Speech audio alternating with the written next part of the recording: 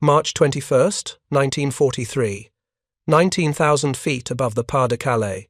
Oberleutnant Josef Wurmheller adjusted his oxygen mask and permitted himself a thin smile as he watched the ungainly American formations climbing laboriously through the crystal-clear morning air below his Focke-Wulf 190-4.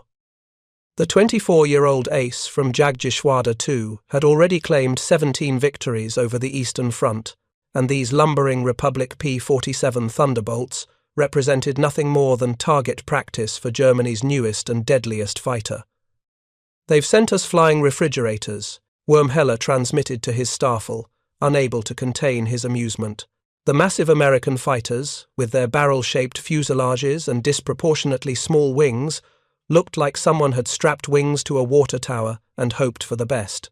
Below him, 12 P-47C Thunderbolts of the 56th Fighter Group struggled upward in parade formation, their 2,000-horsepower Pratt & Whitney engines straining against gravity and their 7-ton weight. To German pilots who had spent 4 years perfecting the art of aerial combat in sleek, nimble fighters, these corpulent American machines appeared almost offensive in their ungainliness. What Wurmheller couldn't know, what none of the 16 German pilots circling overhead like patient sharks could have imagined, was that they were witnessing the debut of a weapon system that would transform air combat from an art into an industrial process. Within 6 months, the flying refrigerators would become instruments of systematic destruction. Those 8 Browning M2 heavy machine guns, dismissed by Luftwaffe intelligence as insufficient firepower, would prove capable of literally disintegrating a Focke-Wulf 190 in less than 2 seconds of sustained fire. This is the story of how German confidence met American industrial firepower, how the world's finest fighter aircraft encountered a weapons platform that didn't just defeat it but obliterated it, and how laughter turned to horror when German pilots discovered what 3,400 rounds of half-inch ammunition could do to their vaunted war machines at convergence distance. If you're enjoying this deep dive into the story, hit the subscribe button and let us know in the comments from where in the world you are watching from today. The Focke-Wulf 190 had entered Luftwaffe service in the summer of 1941 as Germany's answer to the increasingly effective Supermarine Spitfire. Designed by Kurt Tank at the Focke-Wulf factory in Bremen, the W190 represented a radical departure from the Messerschmitt 109 that had dominated German fighter squadrons since the Spanish Civil War. Where the 109 featured a narrow fuselage and inline liquid-cooled engine, the Focke 190 was built around the massive BMW 801 14-cylinder radial engine, producing 1,700 horsepower and giving the aircraft a distinctive blunt-nosed appearance that belied its lethal capabilities. The design philosophy was revolutionary for its time. Tank had prioritized pilot survivability and combat effectiveness over pure aerodynamic efficiency. The wide-tracked landing gear made ground handling far safer than the treacherous 109. The spacious cockpit, featuring the first electric trim system in a German fighter, reduced pilot fatigue during long missions. Most significantly, the armament was devastating. 4 MG-17 7.92mm machine guns in the nose and cowling, supplemented by 2 MG-151 20mm cannon in the wing roots, gave the Focke W190 a combined weight of fire that could shred enemy aircraft in a single pass. By early 1943, the Focke W190 had established itself as arguably the finest all-around fighter aircraft in operational service anywhere in the world. Soviet pilots on the Eastern Front called it the Butcher Bird, and with good reason.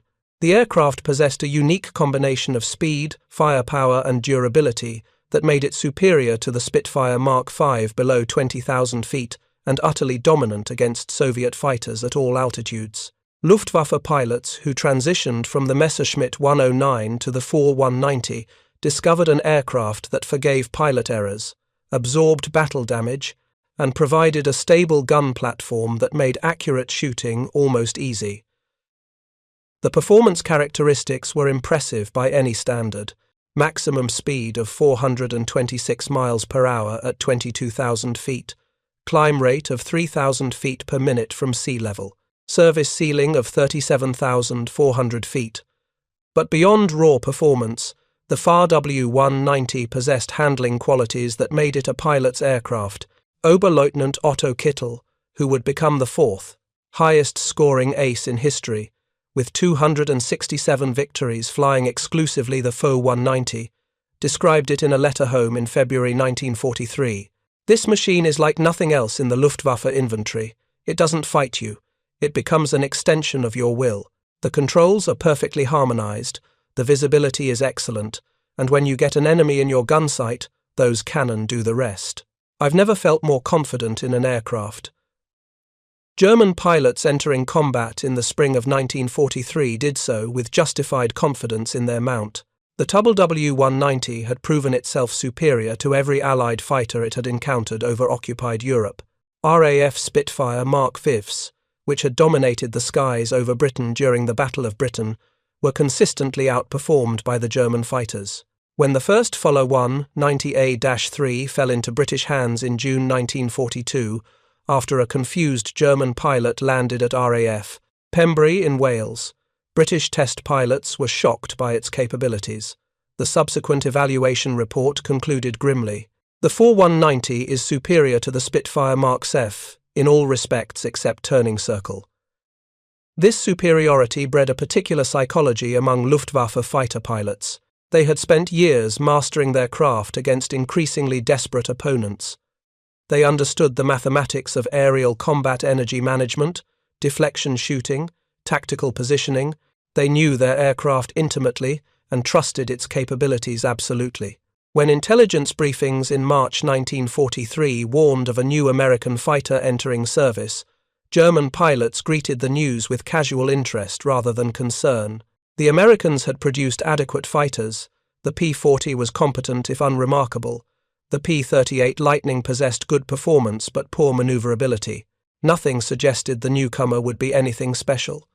The first, photographs of the P-47 Thunderbolt, distributed to Luftwaffe fighter units in early 1943, provoked open mockery. Major Egon Meyer, commanding officer of Jagdgeschwader II and one of the Luftwaffe's most successful bomber destroyers, pinned one to the operations board with a handwritten note. "The Americans have built a fighter from spare tractor parts. Approach from below, where the fat belly makes them blind. Standard deflection, they're too heavy to evade." What German intelligence had failed to communicate, what couldn't be conveyed through grainy reconnaissance photographs, was the true nature of the weapon system approaching European skies. The Republic P-47 wasn't designed to be a dogfighter.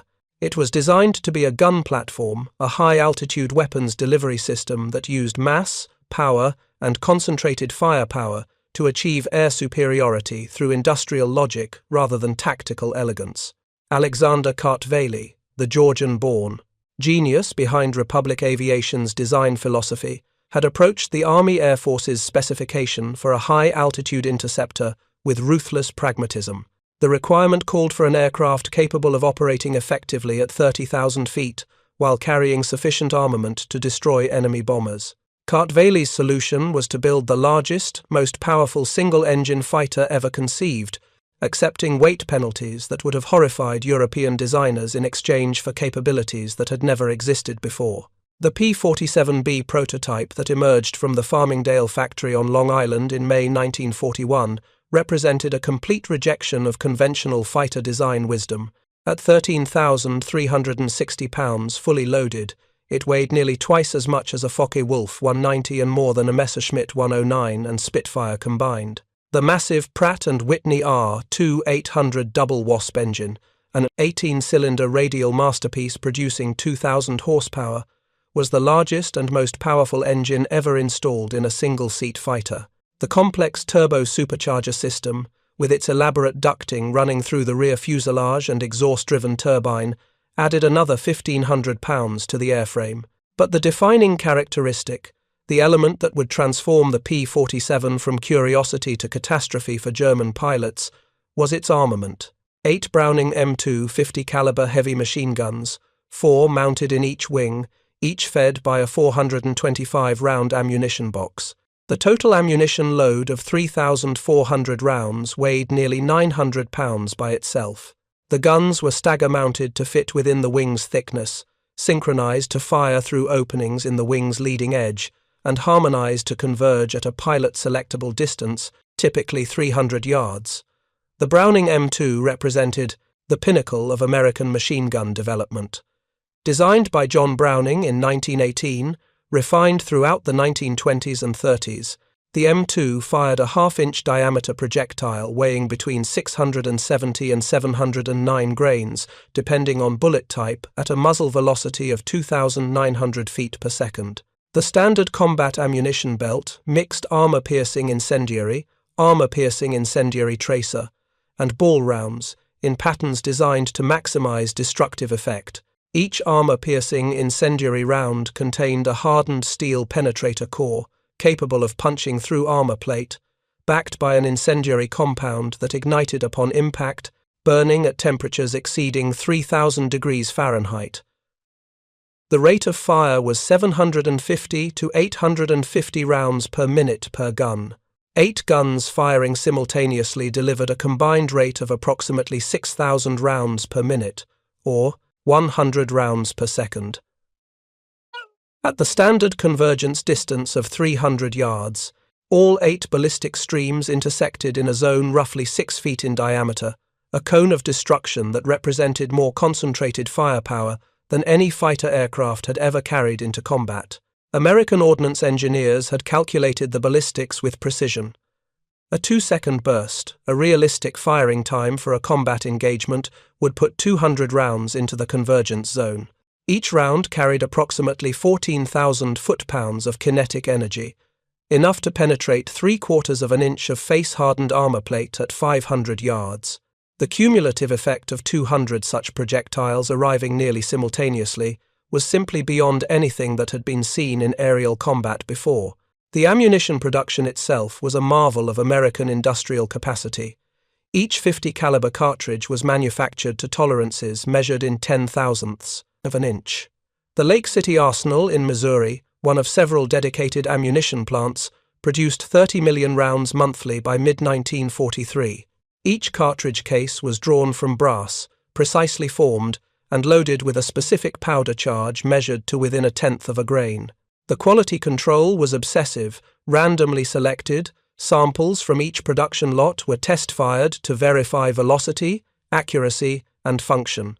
Reject rates averaged less than 1/10 of 1%, meaning that out of 3,400 rounds carried by a P-47, fewer than 3 would fail to fire. This industrial perfection stood in stark contrast to German ammunition production by early 1943. Luftwaffe units were increasingly receiving cannon ammunition with inconsistent propellant loads, resulting in variable muzzle velocities that made accurate deflection shooting nearly impossible. Machine gun ammunition was being produced from inferior materials, as copper and brass were diverted to other war industries. Pilots reported jamming rates that had been unthinkable in 1940 or 41. The Americans, benefiting from an industrial base untouched by strategic bombing and blessed with virtually unlimited raw materials, were producing ammunition of higher quality in greater quantity than Germany had achieved even at the height of its power. The P-47 pilots arriving in England throughout the winter of 1942 to 43 understood neither the industrial miracle that had created their aircraft nor the weapons revolution they carried in their wings. Lieutenant Colonel Hubert Zemke, commanding officer of the 56th Fighter Group, the first P-47 unit to deploy to England, initially despised the aircraft assigned to his command. His pilots, many of whom had trained in lighter fighters or had transferred from RAF Eagle squadrons flying Spitfires, found the Thunderbolt's mass and inertia deeply unsettling. The training accidents told the story of a difficult learning curve. Between September 1942 and March 1943, the 56th Fighter Group lost 21 pilots and 43 aircraft in stateside training accidents. The P-47 killed more Americans learning to fly it than Germans would shoot down in the first 2 months of combat operations. It ground-looped viciously on landing if pilots failed to compensate for the massive engine torque. It torque-rolled on takeoff if the throttle was advanced too quickly. Most terrifyingly, it dove with such enthusiasm that pilots regularly exceeded 500 miles per hour, entering the realm of compressibility, where shock waves forming over the wings locked the control surfaces immovable. But those who survived the training period and genuinely mastered the aircraft discovered capabilities that bordered on the supernatural.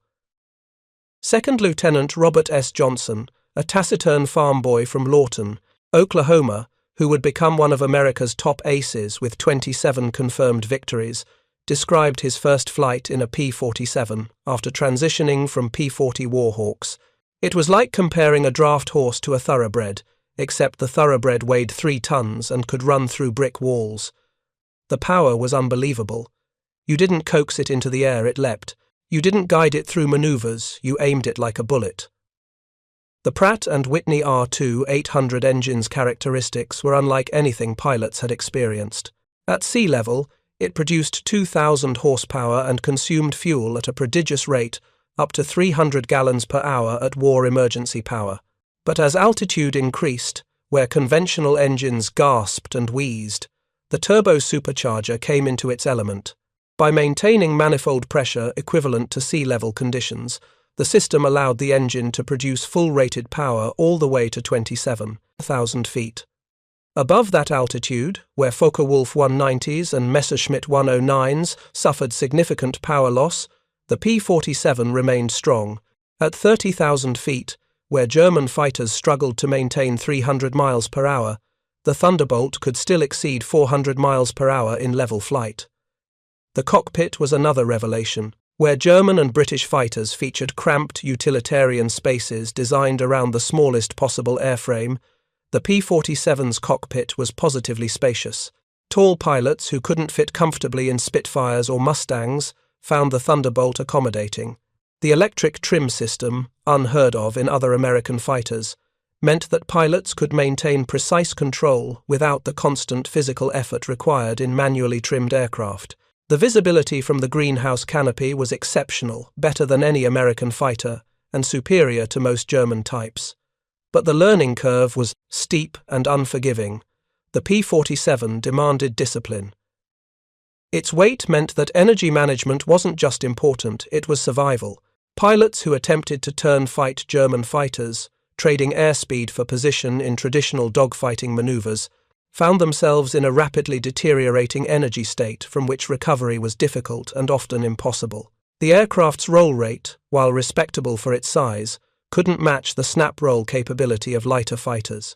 At low speeds, the controls became mushy and unresponsive, the massive weight requiring significant control deflection to achieve maneuvers that other fighters accomplished effortlessly. Colonel Zemke, whose tactical genius would make the 56th Fighter Group one of the most successful American units in Europe, had spent the winter of 1942–43 developing the doctrine that would allow his pilots to survive their first encounters with Luftwaffe veterans.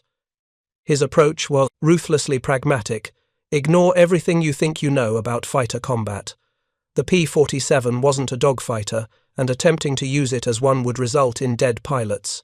Instead, Zemke preached a new gospel: altitude is life, speed is life, and firepower is life. Stay high. Stay fast. Use the dive. Use the guns. The doctrine was simple in theory, but required iron discipline in practice. P-47 formations would climb to maximum altitude before entering enemy territory, typically 28,000 to 32,000 feet, altitudes where the Thunderbolt performed magnificently, and German fighters laboured. When enemy aircraft appeared below, rather than descending to engage in traditional combat, Thunderbolt pilots would maintain altitude advantage and patience. Only when the tactical situation was perfect, enemy fighters engaged with bombers, enemy fighters at significant altitude disadvantage, enemy fighters unaware of the American formation's presence would the P-47's attack. The attack itself was a controlled dive from altitude, accelerating to speeds that made evasion impossible and interception nearly as difficult.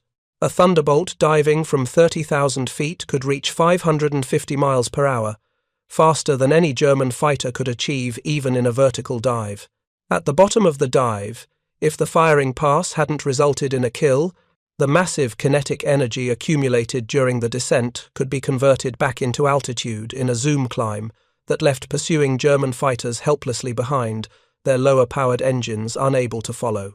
This boom and zoom tactic, as it came to be called, represented a complete departure from the turning, twisting dogfights that had characterized air combat since the First World War. It was industrial combat using superior power, altitude performance, and firepower to create engagements where pilot skill mattered less than physical advantage. The Germans, schooled in aerial combat as an art form requiring years of training and natural aptitude, found themselves facing opponents who had reduced the art to engineering. The first combat missions flown by P-47 units in April 1943 seemed to confirm every German prejudice about American fighters. On April 8, 16 Thunderbolts of the 4th Fighter Group, flying their combat debut, encountered elements of WWII 26 over the Pas-de-Calais. The engagement was brief and one-sided. German pilots, flying both Focke-Wulf 190s and Messerschmitt 109Gs, executed textbook attacks from below and behind, exploiting the P-47's poor rear visibility and inability to reverse quickly. 2 Thunderbolts were shot down. 0 German aircraft were lost. The returning American pilots reported that the German fighters could turn inside them effortlessly, could outclimb them at medium altitudes, and seemed to possess significantly better acceleration in level flight. Major Gerhard Schöpfel, Gruppenkommandeur of 3rd Group WWII 26, filed a combat report that captured the prevailing German assessment, encountered 12 to 16 new American fighters, Type P-47. Aircraft are extremely large and apparently very heavy. Maneuverability is poor. Climb rate at medium altitude is inferior to the 4-190A-4. The Americans flew in rigid formations and seemed unable or unwilling to engage in free maneuvers. Assessment: minimal threat to experienced pilots. The type appears suitable only for high-altitude interception, where its large engine may provide adequate performance. Throughout April and May 1943, the pattern repeated. P-47 units, still learning their aircraft and facing Luftwaffe pilots with years of combat experience, took losses that would have been unacceptable in any other context.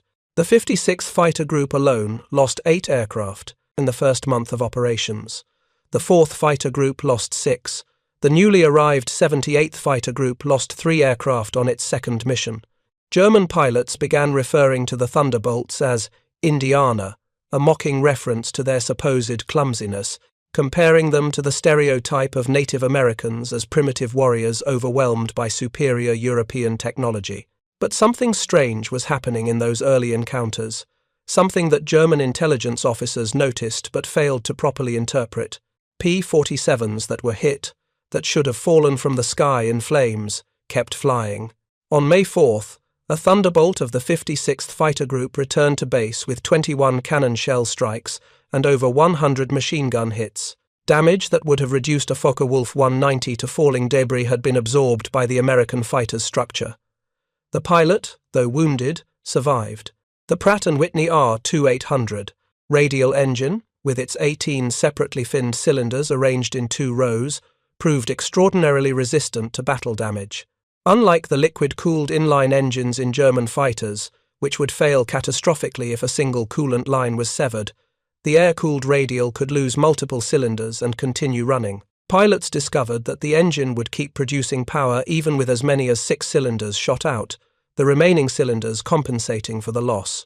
The thick cowling, designed for aerodynamic efficiency, provided accidental armor that deflected or absorbed hits that would have penetrated a liquid-cooled engine's radiator.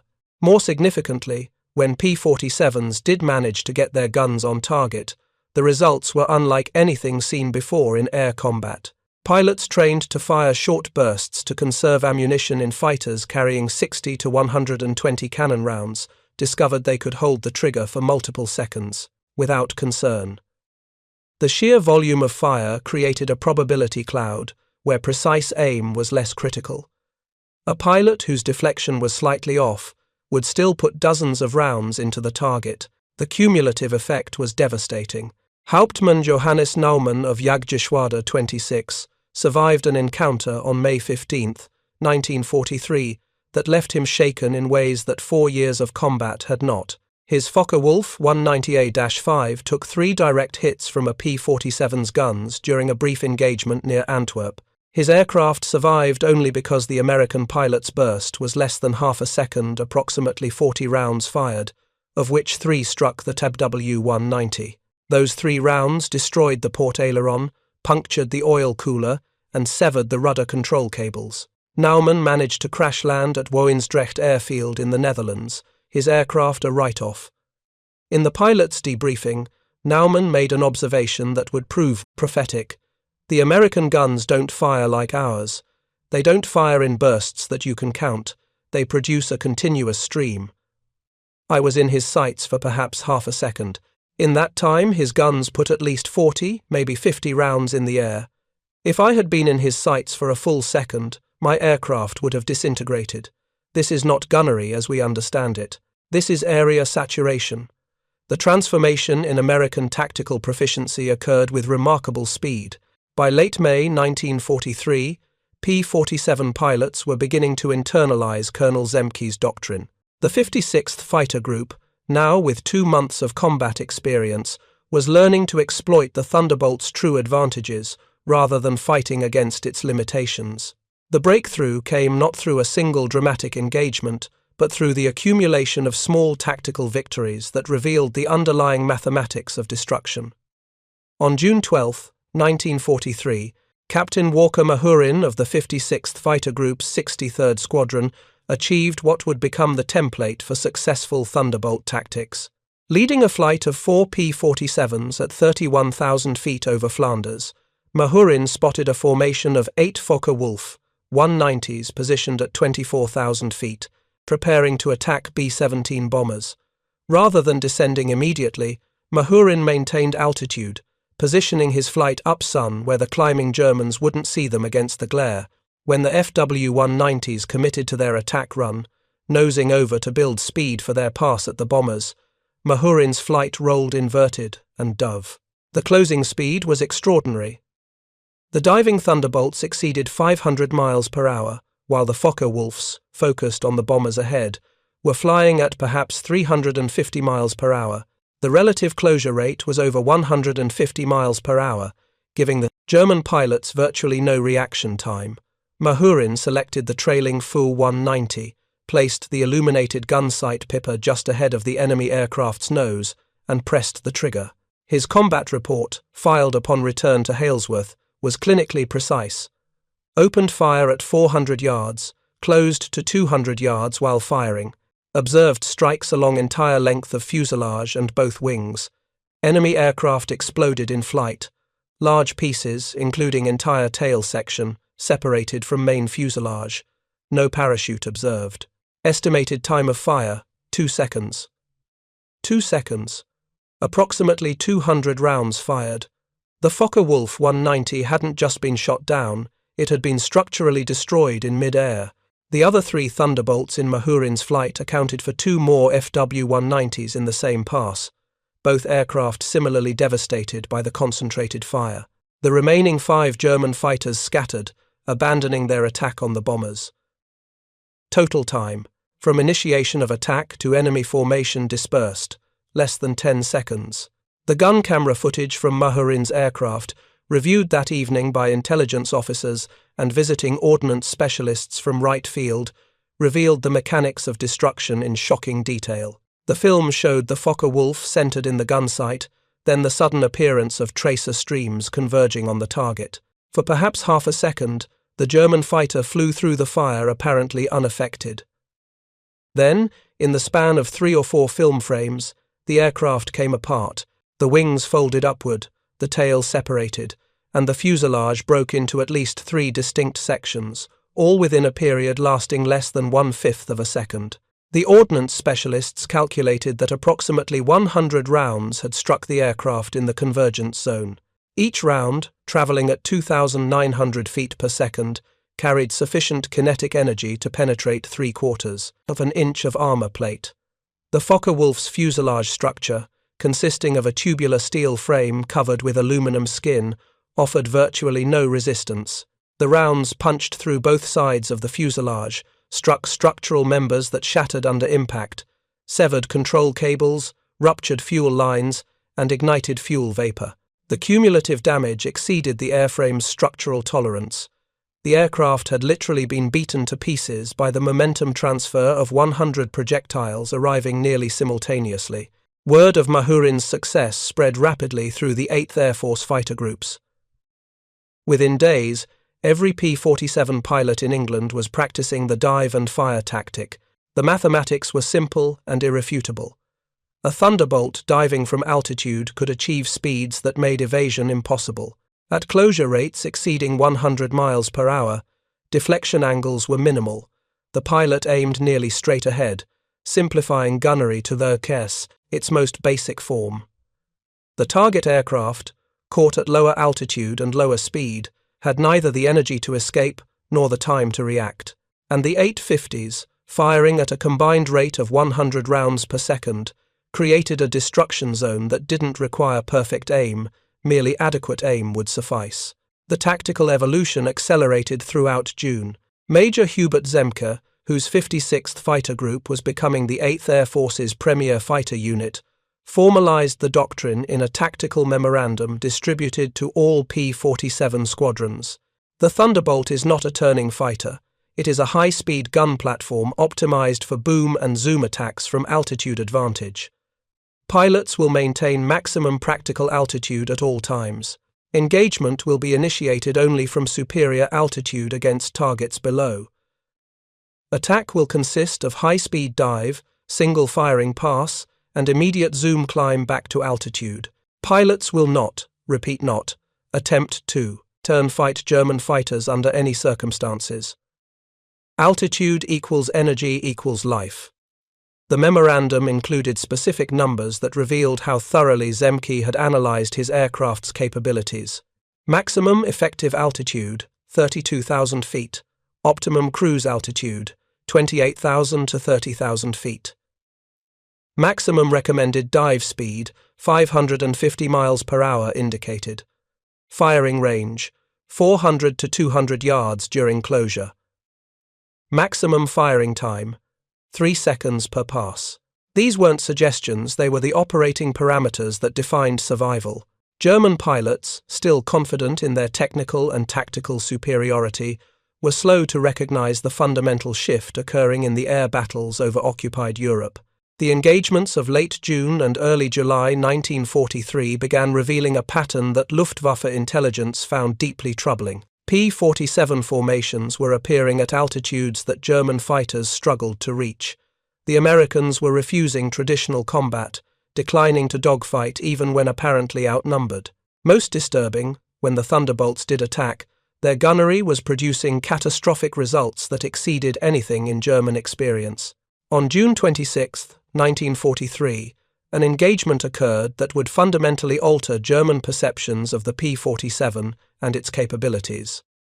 Second Lieutenant Robert S. Johnson, flying as tail-end Charlie in a formation of 61st Fighter Squadron Thunderbolts returning from escort duty, was bounced by 16 Focke-Wulf 190s from WWII 26. The German fighters, led by Hauptmann Wilhelm Ferdinand Galland, younger brother of the famous Adolf Galland and an experienced combat leader, executed a textbook attack from altitude advantage with perfect positioning relative to the sun. Johnson's aircraft took catastrophic damage in the opening seconds. 2 20mm cannon shells exploded across the fuselage. The canopy shattered, spraying fragments of plexiglass through the cockpit. A cannon shell detonated in the canopy track mechanism, welding the canopy shut and trapping Johnson inside. Hydraulic fluid, pressurized to 3,000 pounds per square inch, sprayed across the instrument panel and into Johnson's face.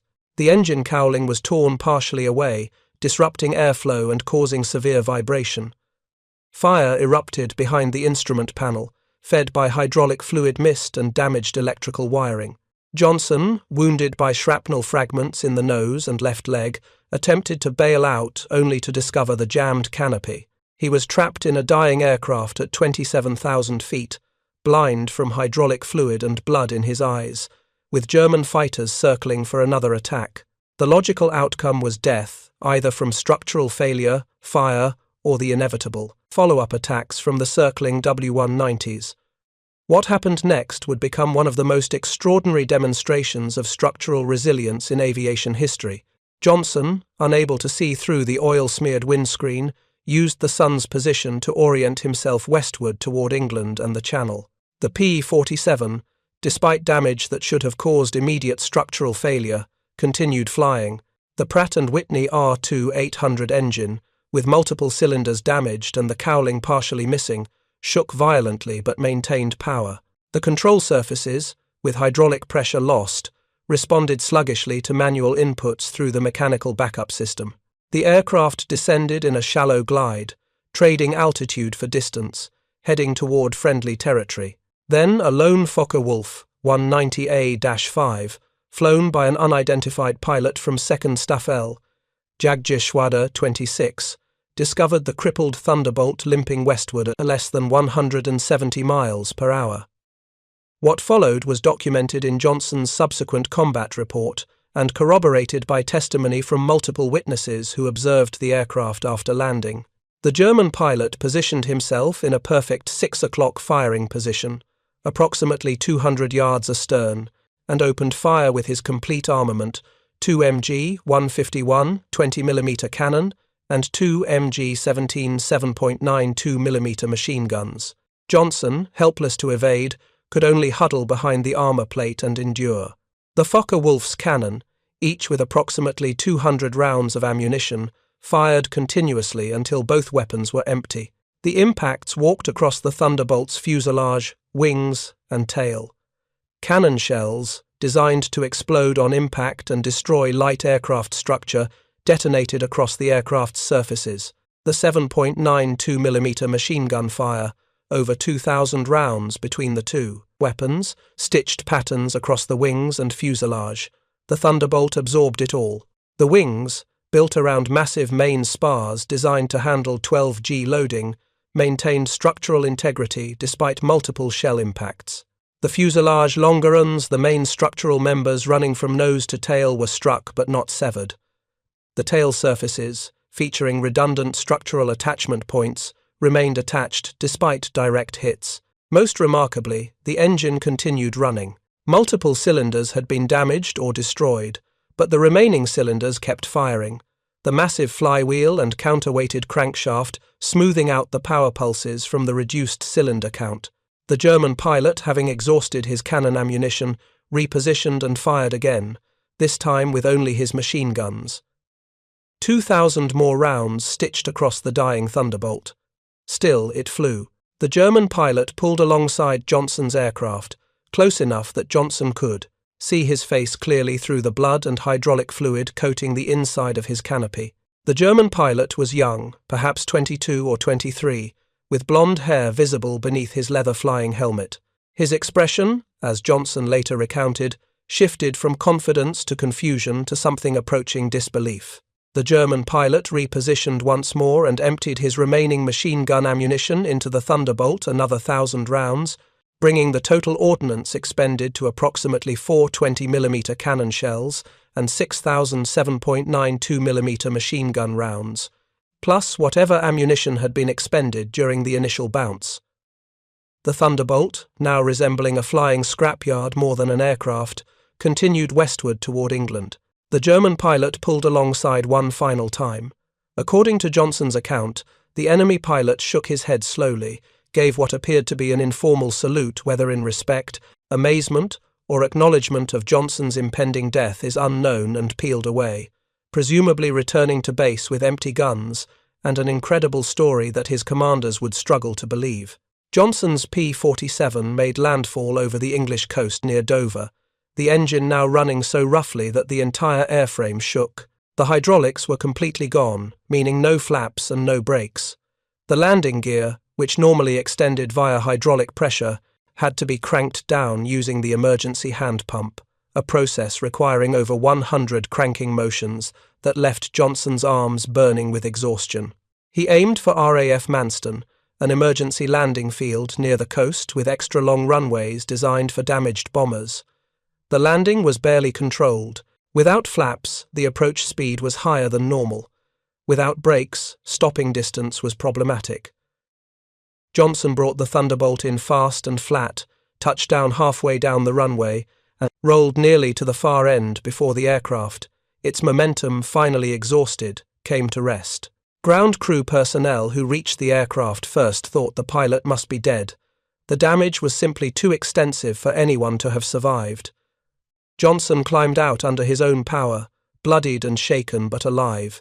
The crew chief, a British RAF sergeant named Albert Cleve, who had seen hundreds of battle-damaged aircraft during 3 years of war, began counting bullet holes and gave up at 200. The post-flight inspection revealed the full extent of the damage. One cannon shell had exploded inches from Johnson's head, the armor plate behind the pilot's seat showing a deep crater where the shell had detonated. Another shell had struck the armor plate squarely, the steel showing the impact point but not penetrating. The engine had taken multiple direct hits. 3 cylinders were completely destroyed, 2 more were damaged, the oil cooler was punctured, and the cowling was shredded. The control cables were partially severed, with several cables held together by only a few strands of wire. 3 of the 4 main longerons showed damage. 1 was shot completely through. If you find this story engaging, please take a moment to subscribe and enable notifications. It helps us continue producing in-depth content like this. The significance of Johnson's survival reverberated through both air forces. American engineers studying the wreckage realized they had underestimated their own creation. The P-47 had been designed with robust safety margins, standard engineering practice, but actual combat testing revealed margins far exceeding design specifications. Republic Aviation's structural engineers had built redundancy into every system, often without fully realizing the combat implications. The result was an aircraft that could absorb battle damage that would destroy 2 or 3 conventional fighters and still bring its pilot home. German intelligence officers, receiving combat reports from WWII 26, describing an American fighter that survived multiple complete ammunition expenditures, initially questioned the accuracy of the reports. The idea that any aircraft could absorb 200 cannon shells and 6,000 machine gun rounds was simply outside the bounds of possibility. But testimony from multiple pilots, including the unidentified pilot who had made the extended attack, confirmed the impossible. The P-47 had taken everything the Luftwaffe's premier fighter could deliver and survived. The psychological impact on German pilots was immediate and profound. If a P-47 could survive that level of damage, what did it mean for standard combat tactics? The Luftwaffe had developed its tactical doctrine around fighters that were destroyed by brief bursts of cannon fire. A 2-second burst from an MG 151 20mm cannon, approximately 30 rounds fired, was generally sufficient to destroy a Spitfire, Hurricane, or Soviet fighter. The thought that an enemy aircraft might require 10 times that ammunition expenditure was deeply unsettling. It meant that German fighters, already limited by fuel and ammunition capacity, would need to dedicate far more resources to destroying each enemy aircraft resources they couldn't spare, with American bomber formations growing larger every month. By July 1943, the tactical dynamic over occupied Europe was shifting perceptibly. P-47 units, now with 3 months of combat experience, were implementing Zemke's doctrine with increasing effectiveness. The combination of altitude advantage, speed advantage in the dive, and overwhelming firepower was proving devastatingly effective against German fighters that had been optimized for low to medium altitude operations. The physics of high-altitude combat favored the Thunderbolt in ways that German pilots found increasingly difficult to counter. The turbo-supercharged Pratt & Whitney engine maintained full-rated power to 27,000 feet and retained excellent performance above 30,000 feet. The BMW 801 engine in the Focke-Wulf 190A-4, while powerful at medium altitudes, suffered significant power loss above 25,000 feet. The result was that at 30,000 feet, where Thunderbolts operated comfortably, Focke-Wulf 190s struggled to maintain 300 miles per hour in level flight and climbed sluggishly. Oberleutnant Hans Philipp, one of Germany's most successful aces with over 200 victories achieved primarily on the Eastern Front, discovered this altitude disadvantage fatally on October 8, 1943. Philipp, recently appointed Geschwader Commodore of WWII, was leading his unit in defense against B-17 formations, attacking Bremen when P-47s from the 56th Fighter Group appeared above his formation. Philip was flying a Focke-Wulf 190A-6 at 28,000 feet, already higher than optimal for the BMW engine. His aircraft was sluggish, the controls mushy in the thin air, the engine producing perhaps 70% of its sea-level power. When the Thunderbolts dove from 32,000 feet, Philip's tactical options were limited. He couldn't climb to escape, his aircraft lacked the power. He couldn't outrun them in level flight, the diving Thunderbolts were approaching at speeds his aircraft couldn't achieve even in a vertical dive. He couldn't turn to evade, the high-speed attacking fighters would simply extend, climb back to altitude, and attack again. Robert S. Johnson, now an experienced combat pilot flying his 43rd mission, was part of the attacking formation. His combat report captured the clinical efficiency of the engagement. Observed enemy fighters at 28,000 feet, our formation at 32,000 feet, rolled, inverted and initiated attack dive, closed rapidly, selected lead enemy aircraft with distinctive nose markings, opened fire at 300 yards, 30-degree deflection angle, observed strikes along entire fuselage. Enemy aircraft exploded immediately, major explosion, consistent with fuel tank detonation. Aircraft broke into multiple pieces. No parachute observed. Time from initiation of attack to enemy aircraft destroyed, approximately 6 seconds. Hans Philipp, who had survived over 500 combat missions on both the Eastern and Western fronts, who had been awarded the Knight's Cross with oak leaves and swords, who was regarded as one of the Luftwaffe's finest fighter leaders, was killed instantly when Johnson's burst struck his aircraft. The Focke-Wulf 190 disintegrated in mid-air, the fuel tanks in the wing roots detonating under the impact of armor-piercing incendiary rounds. Philip never knew what hit him at the closing speed of the engagement. The entire attack occurred faster than human reaction time. The death of Hans Philipp sent shock waves through the Luftwaffe fighter arm. If one of their best couldn't survive against the Thunderbolts, what chance did average pilots have? Reichsmarschall Hermann Göring, Commander-in-Chief of the Luftwaffe, demanded an immediate investigation into P-47 capabilities and tactics. The resulting intelligence report, delivered in early November 1943, made for sobering reading. The P-47 Thunderbolt represented a fundamental challenge to established Luftwaffe tactical doctrine. Its service ceiling exceeded 42,000 feet higher than any German fighter in operational service. Its dive speed approached the sound barrier, reaching speeds where compressibility effects became significant. Its armor protection included 3/8-inch steel plate behind the pilot, 1/2-inch bulletproof glass in the windscreen, and armored deflection plates around the engine protection levels that exceeded any German fighter. Most significantly, its structural strength allowed it to absorb battle damage far beyond German design standards while remaining operational. The report's conclusions were blunt. Quote, "The P-47 cannot be engaged on its terms. It operates at altitudes where our fighters struggle. It attacks at speeds we cannot match. Its weapons deliver firepower that destroys our aircraft in single passes. Its armor and structure make it extremely difficult to shoot down." Pilots report that P-47s damaged severely enough that destruction seemed certain have nevertheless returned to base. This aircraft represents American industrial capability, applied to aerial warfare overwhelming capability, through sheer excess of power, protection, and firepower. The report recommended tactical modifications to counter the Thunderbolt threat. German fighters should avoid high-altitude operations where possible. Attacks should be made from below and behind, exploiting the P-47's limited rear visibility. Pilots should aim for the cockpit area, the only relatively lightly protected area. Most tellingly, the report recommended that if P-47s held altitude advantage, German fighters should avoid engagement entirely and withdraw to lower altitudes where the Thunderbolt's weight would slow it down. These recommendations represented an acknowledgement of tactical inferiority that would have been unthinkable a year earlier.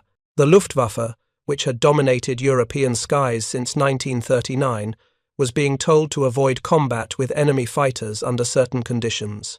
The psychological impact on German fighter pilots was significant. Confidence, built over years of success, was being eroded by encounters with an enemy that didn't fight according to established rules. Throughout the autumn of 1943, the pattern continued. P-47 formations, growing in number as additional, fighter groups arrived in England, systematically destroyed German fighters that made the mistake of operating below them. The gun camera footage, accumulated by American fighter units, told a repetitive story: diving attack, brief burst of fire, enemy aircraft disintegrating. The footage was shown in intelligence briefings, studied by ordnance specialists, and analyzed by tactical experts. The conclusion was unanimous. The combination of altitude advantage and concentrated firepower had created a near-perfect weapons system for high-altitude air superiority. The lethality of the .850 caliber weapons battery became almost legendary among American pilots. Captain Francis Gabreski, who would become the top-scoring American ace in Europe with 28 confirmed victories, described the effect in a letter home. "When you get all 8 guns on target, the enemy aircraft doesn't just get hit, it gets destroyed. I've seen Messerschmitts and Focke-Wulfs literally cut in half. The tail breaks off, or the wings fold, or the whole thing just explodes. It happens so fast that half the time I'm not sure what I hit. You see strikes, there's a flash, and then there's just pieces falling. The Germans must be terrified of these guns." German pilots were indeed terrified. Combat reports from late 1943 increasingly mentioned the psychological effect of P-47 attacks. The sound of 8 synchronized Brownings firing simultaneously created a distinctive hammering noise that could be heard even over engine sounds and combat chaos. Pilots who survived Thunderbolt attacks described a sound like tearing canvas or ripping metal, the acoustic signature of 100 rounds per second passing through air at supersonic velocity. The sound became associated with sudden death comrades who were flying formation one moment and were debris the next, all accompanied by that terrible hammering noise. Unteroffizier Klaus Miertusch, a pilot in Jagdgeschwader, 26, who survived multiple encounters with P-47s, recorded his impressions in a diary discovered after the war. July 23, 1943. Encountered the fat American fighters again today over Antwerp. We had altitude advantage for once, attacked from above. My burst hit one squarely. I saw strikes on the wings and fuselage. He didn't even slow down, just kept flying as if nothing happened. Then his formation dove on us. That sound like the devil's sewing machine. Hartmann's aircraft just came apart. 1 second he was there, the next there was just smoke and falling pieces. These are not aircraft. They're flying fortresses with machine guns. You either kill them with perfect shots, or they kill you with volume of fire. I'm starting to believe the rumors that they're built to take cannon shells and keep flying. If that's true, how do we fight them? The answer to Miertusch's question was becoming increasingly clear. You didn't fight them, not if they, and held the altitude. German fighter tactics throughout late 1943 and early 1944 increasingly focused on avoiding P-47 formations entirely, attempting instead to catch American bombers during the intervals when fighter escort was absent or at maximum range. But as additional fighter groups arrived and drop tanks extended the Thunderbolt's range, these unescorted intervals grew shorter.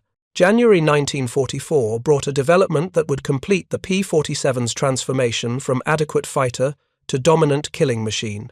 The P-47-22 variant began arriving in England, featuring a Hamilton standard hydromatic propeller with paddle blades.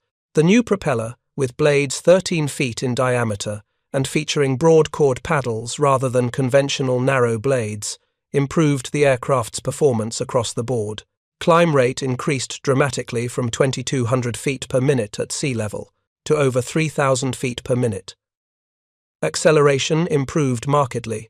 Most significantly, the massive propeller improved performance at altitude, where the thinner air had previously limited propeller efficiency. The paddle blade propeller did more than improve performance. It changed the acoustic signature of the Thunderbolt. The broad blades, with tips reaching supersonic velocities at high RPM, created a distinctive, deep, thundering roar that could be heard from miles away. The sound was unlike anything else in the air, a low-frequency hammering that seemed to shake the air itself. German ground troops reported being able to identify approaching P-47s by sound alone, long before visual contact. They called it Donnerschlag thunderclap, and the name spread throughout German military forces.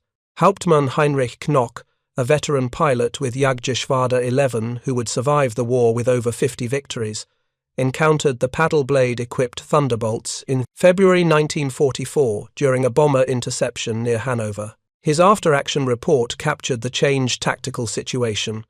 Encountered formation of approximately 20 American heavy fighters over Hanover at 29,000 feet. Previously, we held advantage at this altitude. Not anymore. The American fighters climbed with us when we attempted to gain altitude. When we tried to disengage by climbing, they followed us to 31,000 feet, still accelerating. Schmidt's aircraft was caught and destroyed by concentrated fire. Nothing remained but smoke and metal fragments. These are not the same fighters we faced last year. They've learned to climb. They've learned to fight at altitude. And those guns, once you hear them, you're already dead. The paddle blade Thunderbolts represented the final evolution of the type into a complete air superiority weapon. With improved climb rate matching or exceeding German fighters at most altitudes, with range extended by drop tanks to over 1,000 miles, and with 850 caliber machine guns that had proven capable of destroying any German aircraft in service, the P-47 had become the dominant force in the skies over Europe. German pilots no longer laughed. They ran. By March 1944, the tactical situation had reversed completely. P-47 formations, now numbering in the hundreds as additional groups became operational, routinely penetrated deep into German airspace. The Thunderbolts flew escort for bomber formations, operating at altitudes between 28,000 and 32,000 feet, the optimal performance envelope for the turbo-supercharged engines. German fighters attempting to intercept the bombers had to fly through the escort screen, a proposition that had become increasingly suicidal. The mathematics of engagement were brutally simple. A German fighter formation attempting to reach the bombers had three options, all bad. They could try to climb above the escort, but the P-47s at 30,000 feet could outclimb them and would simply follow them up, maintaining altitude advantage. They could try to attack through the escort at the same altitude, but this meant engaging P-47s in level combat, where the American fighters' superior firepower made brief engagements fatal. Or they could try to attack from below, but this meant presenting themselves as targets to diving Thunderbolts that would achieve closure rates, making evasion impossible. Experienced German pilots, the veterans who had survived 2 or 3 years of combat, understood the calculus and increasingly refused to engage. Major Gerhard Barkhorn, who would end the war as the second highest scoring ace in history with 301 victories, nearly all achieved on the Eastern Front, flew several missions against American bombers in early 1944. His assessment was brutally honest. Fighting the Americans is nothing like the Eastern Front. The Russians have numbers and courage, but limited equipment and training. The Americans have everything: numbers, training, equipment, and industrial backing that seems unlimited. Their fighters operate at altitudes where we struggle to breathe. When they attack, there's no warning, no time to react. Just that terrible sound and then explosions. I've seen entire staffels destroyed in seconds. This isn't warfare, it's industrial slaughter. The slaughter intensified throughout the spring of 1944. American fighter groups, now fully proficient in their aircraft and tactics, were achieving kill ratios that exceeded 4-to-1 in their favor. The 56th Fighter Group alone claimed over 300 enemy aircraft destroyed between January and June 1944. The 4th Fighter Group claimed 250, the 55th, the 78th, the 352nd every P-47 equipped group was racking up scores that would have been considered impossible a year earlier. The gun camera footage told the story in brutal clarity. Frame after frame showed the same sequence crosshairs tracking an enemy fighter, the sudden appearance of tracer streams, strikes visible on the target, then catastrophic structural failure. Wings separating, tails breaking off, fuselages exploding. The films were shown in briefings, studied for tactical lessons, analyzed for gunnery techniques, but they also revealed something more fundamental: the sheer destructive power of concentrated 50 caliber fire. American ordnance analysts, studying combat results, calculated that the average P-47 kill required approximately 150 rounds of total ammunition expenditure, less than 2 seconds of firing time. This represented extraordinary efficiency compared to earlier fighters. A P-38 Lightning, with one 20mm cannon and 4 50 caliber machine guns, typically required 3 to 4 seconds of firing time for a kill. A P-51 Mustang, with 6 50 caliber guns, required approximately 2 to 3 seconds. The P-47's 8-gun battery, with its higher rate of fire and better convergence pattern, was the most lethal weapons installation in any Allied fighter. The efficiency stemmed from multiple factors. The 8-gun arrangement allowed for tighter convergence patterns. All 8 ballistic streams could be focused into a smaller kill zone than was possible with 6 guns. The ammunition load of 3,400 rounds meant pilots could fire longer bursts without concern for running dry. The synchronized fire control, with all 8 guns firing simultaneously rather than in sequence, created a higher probability of multiple hits per burst. And the ammunition itself, armor-piercing incendiary rounds loaded in carefully calculated patterns, was optimized for maximum destructive effect against aircraft structures. German pilots who survived encounters with P-47s consistently reported the same phenomenon when the American guns hit. Aircraft didn't just get damaged, they disintegrated. Oberfeldwebel Heinz Nocker, the same pilot who had noted the changed tactical situation in February, survived a direct hit in April 1944 that demonstrated the weapon's lethality. His Focke-Wulf 190A-8 took a brief burst, perhaps 30 to 40 rounds, during an engagement near Magdeburg. The burst, lasting less than half a second, struck the aircraft's left-wing root. The damage was catastrophic. 3 rounds penetrated the main wing spar, creating fractures that propagated through the load-bearing structure. 2 rounds struck the ammunition bay for the wing-mounted MG-151 cannon, detonating the remaining ammunition and blowing a hole in the wing large enough to see through. 5 rounds punctured the wing fuel tank, which fortunately was nearly empty and didn't explode. The cumulative effect was an aircraft that could no longer sustain flight loads. Nock, feeling the wing beginning to separate, rolled inverted and bailed out at 17,000 feet. His aircraft broke apart seconds after he cleared it. Time from initial hit to structural failure, approximately 3 seconds. Nock's survival was unusual. Most German pilots hit by P-47 fire didn't have time to bail out. The destruction happened too quickly. Aircraft came apart before pilots could react. Post-war analysis of Luftwaffe loss records showed that approximately 75% of German fighters destroyed by P-47s showed no evidence of pilot escape. The pilots died in their aircraft, killed either by the initial burst of fire or by the structural failure that followed. The psychological toll on surviving German pilots was immense. By mid-1944, Luftwaffe fighter units were experiencing what medical officers termed combat fatigue at unprecedented rates. Pilots were developing physical symptoms, tremors, insomnia, digestive problems, triggered by the stress of facing an enemy that seemed invincible. The condition was particularly prevalent among pilots who had survived encounters with P-47s. They had experienced firsthand the helplessness of facing an enemy that attacked from above at impossible speeds, delivered devastating firepower in brief bursts, and then climbed away before effective counterattack was possible. The industrial dimension of American air power became increasingly apparent as 1944 progressed. For every P-47 shot down, 2 or 3 replacements arrived from the United States within weeks. Republic Aviation's factories in Farmingdale, New York, and Evansville, Indiana, were producing Thunderbolts at rates that exceeded Germany's entire fighter production. At peak output in early 1944, the 2 factories combined were completing approximately 500 aircraft per month, more than 15 per day, more than 1 every 2 hours around the clock. The production included not just aircraft but complete weapons systems. Each P-47 arrived with 8 factory-fresh Browning M2 machine guns, each gun tested and certified before installation.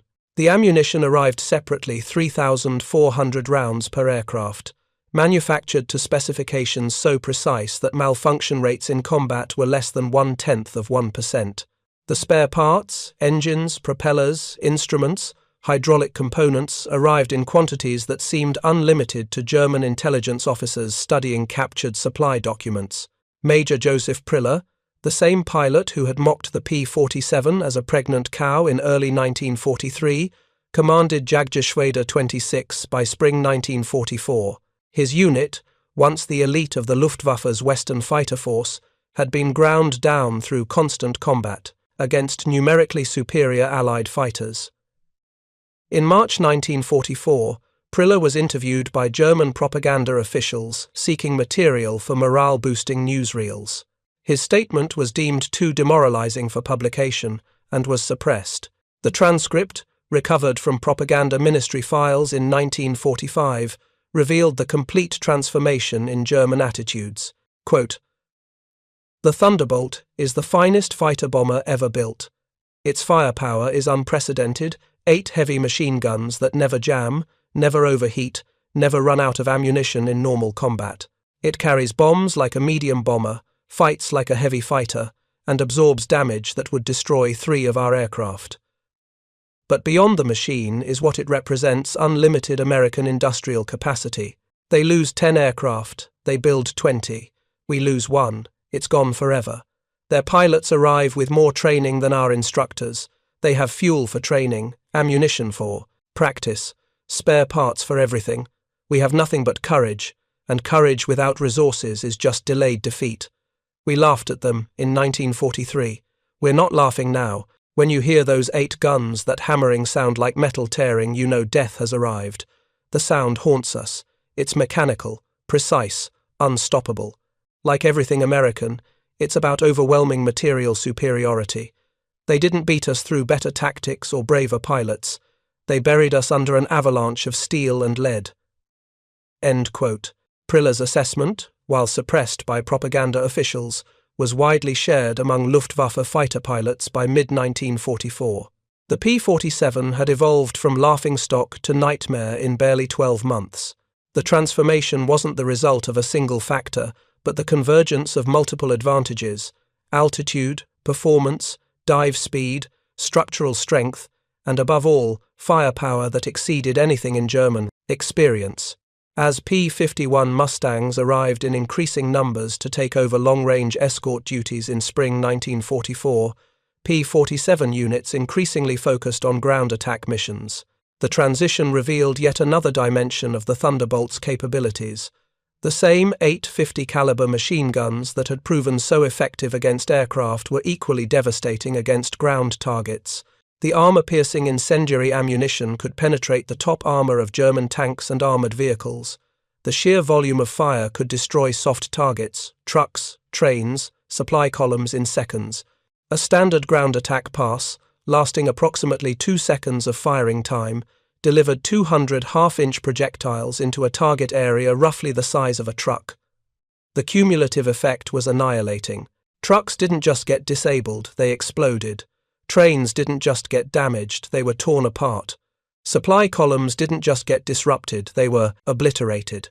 The addition of bombs and rockets to the P-47's arsenal created what was essentially a flying artillery battery, with the accuracy of direct fire and the mobility to strike anywhere within range.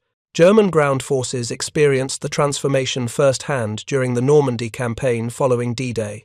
On June 6, 1944, over 500 P-47s provided air cover for the invasion, creating an aerial umbrella over the beaches that German fighters couldn't penetrate. Oberleutnant Josef Priller and his wingman were the only 2 German fighters to reach the beaches on D-Day morning out of hundreds that attempted to respond. The rest were either destroyed en route by prowling Allied fighters or turned back by the overwhelming force. In the weeks following the invasion, P-47s systematically destroyed German movement in daylight hours. The statistics were staggering and represented a level of interdiction that had never been achieved before. In June 1944 alone, 9th Air Force Thunderbolts claimed 651 locomotives destroyed, 3,847 trucks destroyed, 512 tanks and armoured vehicles destroyed, and 4,553 horse-drawn vehicles destroyed. The Wehrmacht was forced to move only at night, severely hampering their ability to respond to Allied advances. Obersturmbannführer Hans von Luck, commanding the 125th Panzer Grenadier Regiment during the Normandy campaign, experienced P-47 ground attacks firsthand. His post-war memoir described the effect. They came in low, so low you could see the pilots' faces. The sound was terrifying, engines roaring, rockets screaming. Then the hammer of those 8 heavy machine guns. A column of our trucks simply ceased to exist. 20 vehicles transformed into burning wreckage in one pass. The psychological effect on the men was devastating. They called them Jabo's fighter bombers. But these were something beyond that. They were flying artillery with the accuracy of snipers. We learned to move only at night and hide during the day. Daylight movement was suicide. The Thunderbolt's effectiveness as a ground attack aircraft stemmed from the same qualities that made it effective in air combat: massive firepower, robust construction, and excellent pilot protection. The radial engine could absorb ground fire that would have destroyed a liquid-cooled engine. The armor protected pilots from light anti-aircraft fire. The structural strength meant that even severely damaged aircraft could return to base. P-47 pilots discovered they could operate at low altitude in the face of ground fire that would have been suicidal for lighter fighters. Technical Sergeant Werner Wolf, a German flak gunner with the 352nd Flak Battalion, described the frustration of engaging P-47s. We would fire everything we had: 20mm, 37mm, even 88mm when available. We would see hits, see strikes on the aircraft. They would keep coming. Sometimes smoke would trail from the engine, sometimes pieces would come off, but they would complete their attack run, drop their bombs or fire their rockets, and fly away. We shot down some, yes, but most escaped, even when badly hit. It was demoralizing. Our weapons seemed inadequate. The P-47's durability in the face of ground fire became legendary. There are documented cases of Thunderbolts returning to base with cylinder heads shot completely off the engine, with control cables held together by single strands of wire, with holes in the wings large enough to crawl through. One aircraft returned with an unexploded 88mm shell embedded in the fuselage. The shell had penetrated the aircraft but failed to detonate. The pilot had flown 150 miles back, to base unaware he was carrying a live artillery shell. By autumn 1944, the Luftwaffe existed largely on paper. Fuel shortages grounded most aircraft. Experienced pilots were dead or captured. Training programs had collapsed. New pilots were entering combat with less than 30 hours of flight time, barely enough to take off and land safely, much less engage in combat with enemy fighters.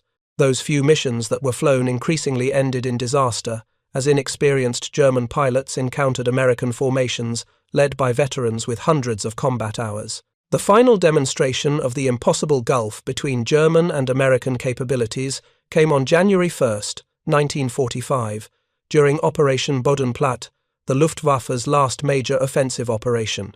Nearly 900 German fighters, including many of the Luftwaffe's remaining experienced pilots, launched surprise attacks on Allied airfields across Belgium and the Netherlands. The operation achieved initial surprise, destroying over 100 Allied aircraft on the ground. At WWII airfield near Metz, home to the 365th Fighter Group's P-47s, the attack destroyed 22 Thunderbolts on the ground, along with several other aircraft. A captured German pilot brought to the command post pointed at the burning aircraft and taunted, "What do you think of that?" Major George Brooking, the group operations officer, gave a response that became legendary throughout the 9th Air Force. He pointed to the flight line where ground crews were already pushing damaged aircraft aside and preparing hard stands for replacements. "By tomorrow morning, we'll have 40 new ones. How long will it take you to replace your pilots?" The German pilot's expression changed from triumph to comprehension. The Luftwaffe had committed 271 aircraft and 213 pilots to Bodenplatte, including many irreplaceable instructors and squadron leaders. These losses could never be replaced. The Americans lost 134 aircraft total across all attacked airfields, all replaced within a week. By January 3rd, 42 factory-fresh P-47s had arrived at WWII-34, flown in from depots in England. By January 5th, the 365th Fighter Group was flying combat missions with more aircraft than it had possessed before the attack. The numbers told the story of inevitable defeat. Republic Aviation produced 15,683 P-47s during the war, more than any other American fighter type. At peak production, the factories completed one Thunderbolt every hour around the clock. Each aircraft required 65,000 individual parts, 8 miles of electrical wiring, 2,000 pounds of aluminum, and 300 pounds of rubber. The engine alone contained 2,400 individual components machined to tolerances of 1/1000th of an inch. Yet American workers, many of them women who had never seen an aircraft before Pearl Harbor, assembled these complex machines with precision that exceeded peacetime standards and at rates that Germany couldn't match even for simpler designs. The ammunition production was equally staggering. Each P-47 sortie required 3,400 rounds of 50 caliber ammunition. With hundreds of Thunderbolts flying daily missions by mid-1944, ammunition consumption exceeded 10 million rounds per month. The Lake City Arsenal in Missouri alone produced 30 million rounds monthly, more than the Luftwaffe's entire ammunition production for all weapons types. Each cartridge was manufactured to tolerances measured in 10,000ths of an inch, ensuring reliable feeding and function. Malfunction rates in combat were so low as to be almost non-existent. The pilot training gap was even more decisive. By 1944, the United States was graduating 30,000 pilots annually from advanced training, more than Germany had trained in the entire war. Each P-47 pilot received a minimum of 400 hours of flight training before entering combat, including 100 hours in advanced fighters. German pilots, by contrast, were entering combat with less than 100 hours total time by war's end, often less than 50. Many had never fired their guns in training due to ammunition shortages. Lieutenant Eugene Roberts, arriving in England in September 1944 with the 352nd Fighter Group, exemplified the American training advantage. His logbook showed 420 hours of flight time, including 75 hours in the P-47. He had fired at towed targets hundreds of times, practiced deflection shooting until it was instinctive, and studied gun camera film from actual combat. His first combat mission, he knew exactly what to do: maintain altitude, watch for enemy fighters below, attack only from advantage. Use the guns. The German pilot he encountered on his third mission, an inexperienced boy who made the fatal mistake of trying to turn fight the P-47, couldn't have had half Roberts' flight time. The engagement lasted perhaps 5 seconds. Roberts' burst struck the Focke-Wulf 190 squarely, the aircraft exploded, and Roberts climbed back to altitude. He felt no elation, only a vague sadness that it had been so easy. By April 1945, the Luftwaffe had ceased to exist as an effective fighting force. Fuel exhaustion grounded what aircraft remained. Pilots with enough experience to fly combat missions could be counted in the dozens. Airfields were cratered ruins, but even if fuel and aircraft had been available, German pilots faced an impossible equation.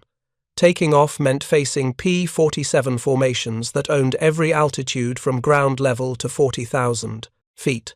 Attempting to intercept meant flying through layers of American fighters, each layer capable of destroying German formations in seconds. Survival was no longer possible, only the choice of how to die.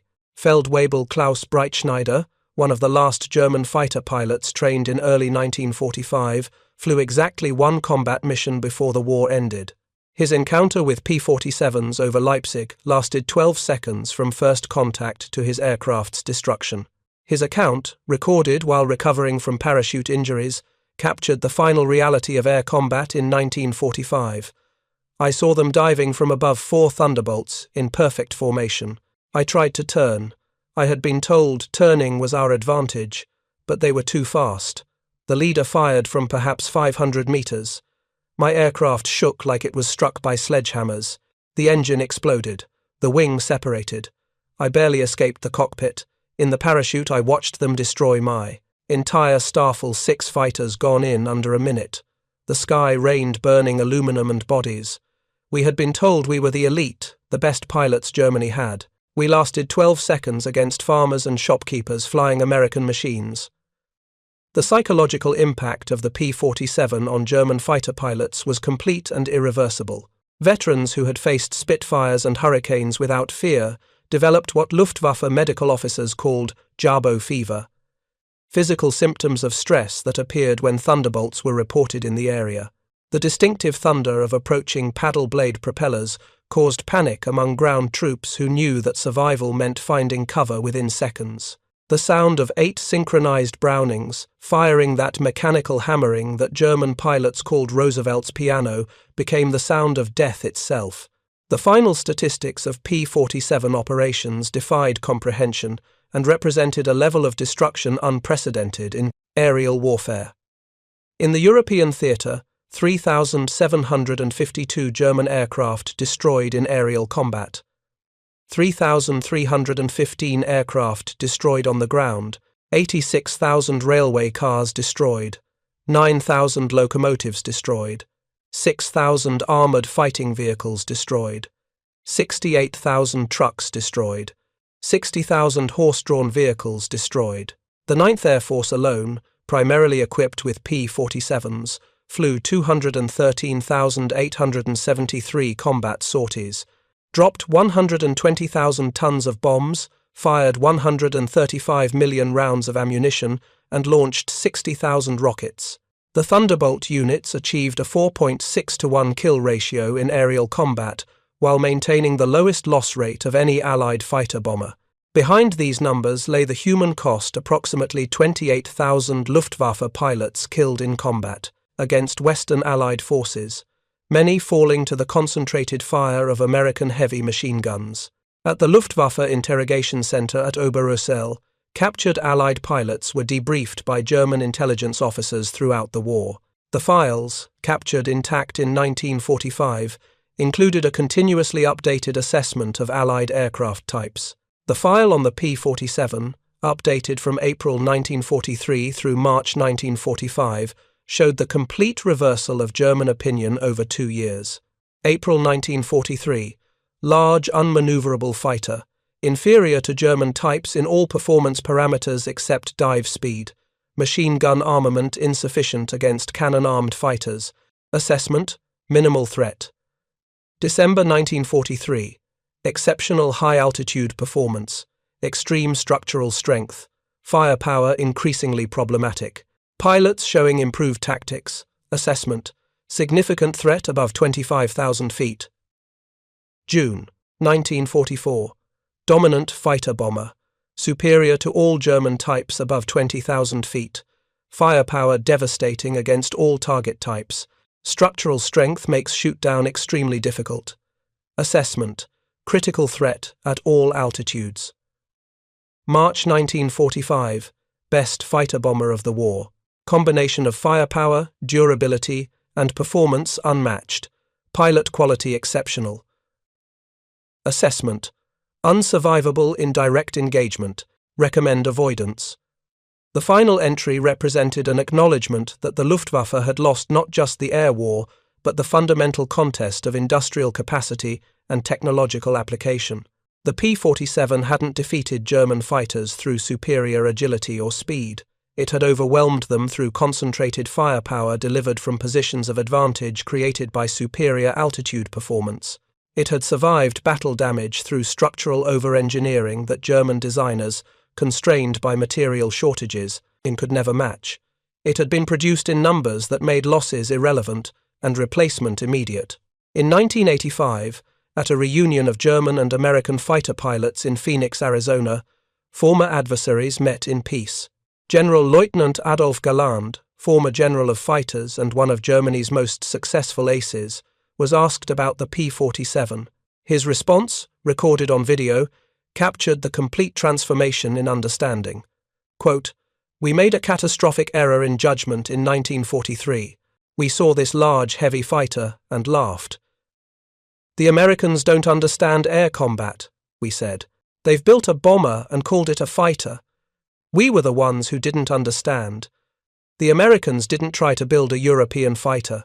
They built an American one designed around mass production, overwhelming firepower, and survivability. They understood that in a war of attrition, the aircraft that could absorb punishment and deliver devastating firepower would prevail. They were absolutely correct. The first time I flew a captured P-47 after the war, I understood everything. The power was incredible. The cockpit was comfortable. The visibility was excellent. The controls were precise despite the aircraft's size. It was a pilot's aircraft wrapped in armor, but what truly impressed me was realizing that America built over 15,000 of these extraordinarily complex machines while fighting a two-ocean war. Each one required an engine more sophisticated than anything Germany produced, yet they manufactured them faster than we could build simple fighters. That's when I understood we never had a chance. Those 8 guns, we called them Roosevelt's piano because of the distinctive sound. Once you heard that sound, you never forgot it. Many of my closest friends heard it for the last time." End quote. The Republic P-47 Thunderbolt entered combat in April 1943 as an object of derision, flying milk bottle, a pregnant cow, a fat barrel pretending to be a fighter. German pilots, confident in their tactical superiority and flying what they believed were the finest fighters in the world, laughed at the ungainly American machines struggling for altitude below them. The laughter died within months, replaced by a fear that bordered on terror as those same German pilots discovered what 8 synchronized Browning machine guns could do to a Focke-Wulf 190 at convergence distance. The transformation took less than 18 months.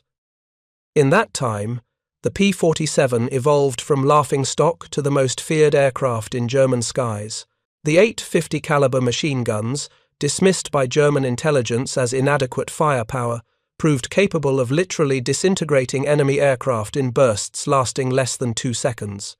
The massive airframe, mocked for its weight and size, absorbed battle damage that would have destroyed multiple conventional fighters. The massive airframe, the industrial capacity that produced over 15,000 Thunderbolts, overwhelmed German production and replacement capacity, and the pilots, arriving with hundreds of hours of training, systematically destroyed a Luftwaffe fighter force that had once been the finest in the world. By May 1945, there were no German pilots left to laugh. The thunder had spoken, and the sky belonged to America. Thank you for watching. For more detailed historical breakdowns, check out the other videos on your screen now, and don't forget to subscribe.